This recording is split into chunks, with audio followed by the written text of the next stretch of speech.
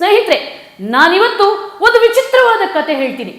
ಈ ಕಥೆಯಲ್ಲಿ ನಮ್ಮ ರಾಜ್ಯ ಸರ್ಕಾರವೇ ನಮ್ಮ ಮಕ್ಕಳಿಗೆ ವಿಷ ಉಣಿಸುವಂತ ಕೆಲಸ ಮಾಡ್ತಿದೆ.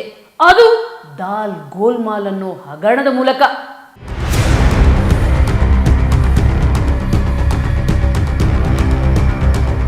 ಇದು ನಮ್ಮ ರಾಜ್ಯ ಸರ್ಕಾರ ಶಾಲಾ ಮಕ್ಕಳಿಗೆ ಅಕ್ಷರ ದಾಸೋಹ ಯೋಜನೆಯಡಿ ತಿನ್ನಿಸುತ್ತಿರೋ ತೊಗರಿಬೇಳೆ, ಬಿಸಿಯೂಟ ಯೋಜನೆಯಡಿ ಮಕ್ಕಳಿಗೆ ಹಂಚಲು ಕೊಡ್ತಿರೋ ತೊಗರಿಬೇಳೆ.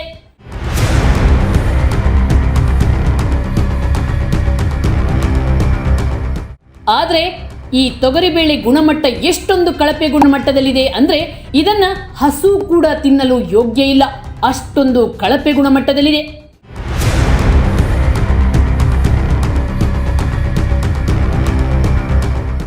ಈ ಬೇಳೆಯನ್ನು ತಿಂದ ಮಕ್ಕಳಲ್ಲಿ ಪೌಷ್ಟಿಕತೆ ಹೆಚ್ಚುವ ಬದಲು ಅನಾರೋಗ್ಯಕ್ಕೆ ತುತ್ತಾಗುವ ಎಲ್ಲಾ ಸಾಧ್ಯತೆಗಳಿವೆ. ಅಷ್ಟೊಂದು ಕಳಪೆ ಗುಣಮಟ್ಟದ ದವಸ ಧಾನ್ಯ ಸರಬರಾಜು ಮಾಡುತ್ತಿರುವುದರಿಂದಲೇ ಇವತ್ತು ರಾಜ್ಯದಲ್ಲಿ ಅಪೌಷ್ಟಿಕತೆಯಿಂದ ನರಳುತ್ತಿರುವ ಮಕ್ಕಳ ಸಂಖ್ಯೆ ಹೆಚ್ಚುತ್ತಲೇ ಇದೆ.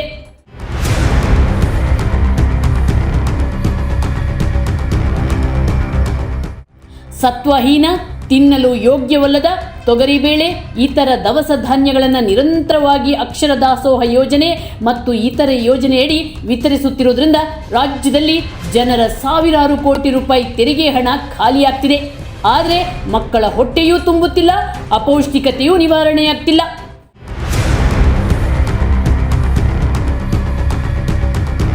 ಆಗಸ್ಟ್ನಿಂದ ಅಕ್ಟೋಬರ್ವರೆಗೆ ಮಕ್ಕಳಿಗೆ ಈ ತೊಗರಿಬೇಳೆನ ಸರಬರಾಜು ಮಾಡಲಾಗಿತ್ತು.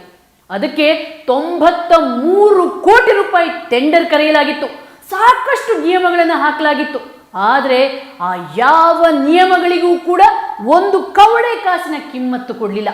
ಬದಲಾಗಿ ಭರ್ಜರಿ ಗೋಲ್ಮಾಲ್ ಮಾಡಿ ತೊಗರಿಯಲ್ಲ, ತೊಗರಿ ಬೇಳೆಯ ಹುಳಗಳಾಗಿರುವಂಥ ಪುಡಿಯನ್ನು ಮಕ್ಕಳಿಗೆ ಸರಬರಾಜು ಮಾಡಿದ್ರು. ಹೌದು, ರಾಜ್ಯದಲ್ಲಿ ಭಾರಿ ದಾಲ್ ಗೋಲ್ಮಾಲ್ ನಡೆದಿರುವುದು ಸ್ಪಷ್ಟ.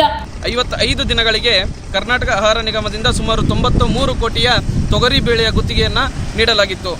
ಈ ಗುತ್ತಿಗೆದಾರರಲ್ಲಿ ಮತ್ತು ಅಧಿಕಾರಿಗಳ ಶಾಮೀಲಿನಿಂದ ಸುಮಾರು 93 ಕೋಟಿಯ ಅವ್ಯವಹಾರವನ್ನು ಅಧಿಕಾರಿಗಳು ಮತ್ತು ಗುತ್ತಿಗೆದಾರರು ಸೇರಿ ಇವತ್ತು ಮೂರನೇ ವ್ಯಕ್ತಿಯ ಒಂದು ಗುಣಮಟ್ಟದ ಪರೀಕ್ಷಕರನ್ನಾಗಿ ಏನು ಸರ್ಕಾರ ನೇಮಕ ಮಾಡಿದೆ ಅವರ ಸಮ್ಮುಖದಲ್ಲಿ ರಾಜರೋಷವಾಗಿ ಇವತ್ತು ಕಳಪೆ ಮಟ್ಟದ ತೊಗರಿ ಬೇಳೆಯನ್ನು ಸರಬರಾಜು ಮಾಡಿ ಮಕ್ಕಳಿಗೆ ಅನ್ಯಾಯವಾಗಿದೆ ಅಂತ ರಾಜ್ಯದ 29 ಜಿಲ್ಲೆಗಳಿಗೆ ಅತ್ಯಂತ ಕಳಪೆ ಗುಣಮಟ್ಟದ ತೊಗರಿಯನ್ನು ವಿತರಿಸಲಾಗಿದೆ. ಕ್ವಿಂಟಾಲಿಗೆ 7,044 ರೂಪಾಯಿ ಟೆಂಡರುದಾರರಿಗೆ ನೀಡಿ 1,21,000 ಕ್ವಿಂಟಾಲ್ ಅನ್ನು ಖರೀದಿಸಲಾಗಿದೆ.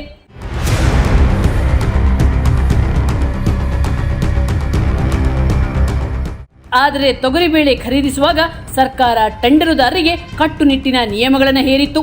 ಆದರೆ ಆ ನಿಯಮಗಳನ್ನೆಲ್ಲ ಟೆಂಡರುದಾರರು ಗಾಳಿಗೆ ತೂರಿ ಭಾರೀ ಹಗರಣ ಮಾಡಿದ್ದಾರೆ.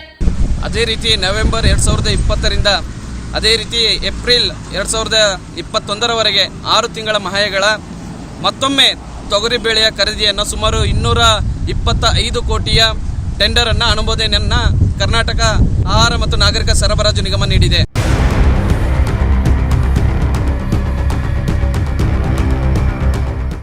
ಈ ತೊಗರಿಬೇಳೆಯ ಗುಣಮಟ್ಟ ಎಷ್ಟೊಂದು ಕಳಪೆಯಾಗಿದೆ ಅಂದರೆ ನೋಡಿದಾಗಲೇ ಗೊತ್ತಾಗುತ್ತೆ ಇದು ಅಷ್ಟೊಂದು ಕಳಪೆ ಗುಣಮಟ್ಟದ್ದು ಅಂತ. ಆದರೆ ನಮ್ಮ IAS ಅಧಿಕಾರಿಗಳಿಂದ ಹಿಡಿದು ಗೋದಾಮು ವ್ಯವಸ್ಥಾಪಕರಿಗೆ ಯಾರಿಗೂ ಕೂಡ ಇದು ಇಷ್ಟೊಂದು ಕಳಪೆ ಗುಣಮಟ್ಟದ್ದಾಗಿದೆ ಅಂತ ಗೊತ್ತಾಗಲಿಲ್ಲ.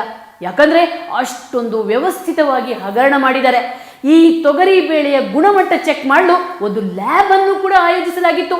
ಅವರು ಆ ಗುಣಮಟ್ಟ ನೋಡಿ ಚೆಕ್ ಮಾಡಿ ಇದನ್ನು ಮಕ್ಕಳಿಗೆ ತಿನ್ನಿಸಬಹುದು ಅಂತ ಹೇಳಿದ್ರೆ ಮಾತ್ರ, ಅವರು ಟೆಸ್ಟ್ ರಿಪೋರ್ಟ್ ಕೊಟ್ಟ ಮೇಲೆ ಮಾತ್ರ ಮಕ್ಕಳಿಗೆ ಸರಬರಾಜು ಮಾಡಬೇಕಾಗಿತ್ತು. ಆದರೆ ನಿಕ್ರೋಮ್ ಟೆಸ್ಟ್ ಲ್ಯಾಬ್ ಅನ್ನುವಂಥ ಸಂಸ್ಥೆ ಈ ಭ್ರಷ್ಟ ಅಧಿಕಾರಿಗಳ ಜೊತೆ ಸೇರಿ ಹಣಕ್ಕಾಗಿ ಇವರು ಈ ಕಳಪೆ ಗುಣಮಟ್ಟದ ತೊಗರಿಯನ್ನು ಅತ್ಯದ್ಭುತವಾಗಿದೆ ಅಂತ ಸರ್ಟಿಫಿಕೇಟ್, ನಕಲಿ ಸರ್ಟಿಫಿಕೇಟ್ ಕೊಟ್ಟು ಇಡೀ ರಾಜ್ಯದ ಜನರಿಗೆ ಮೋಸ ಮಾಡಿದ್ದಾರೆ. Nichrome testing lab fake certificate ಸೃಷ್ಟಿ ಮಾಡಿರೋದಕ್ಕೆ ಸ್ಪಷ್ಟ ದಾಖಲೆಗಳು ವಿಜಯ್ ಟೈಮ್ಸ್ಗೆ ಸಿಕ್ಕಿದೆ. ಈ ಭಾರೀ ಹಗರಣದಲ್ಲಿ ಲ್ಯಾಬ್ ಸಿಬ್ಬಂದಿ ಭ್ರಷ್ಟರ ಜೊತೆ ಸೇರಿ ಕಾಟಾಚಾರಕ್ಕಷ್ಟೇ ವರದಿ ಕೊಟ್ಟು ಭಾರೀ ವಂಚನೆ ಮಾಡಿದ್ದಾರೆ.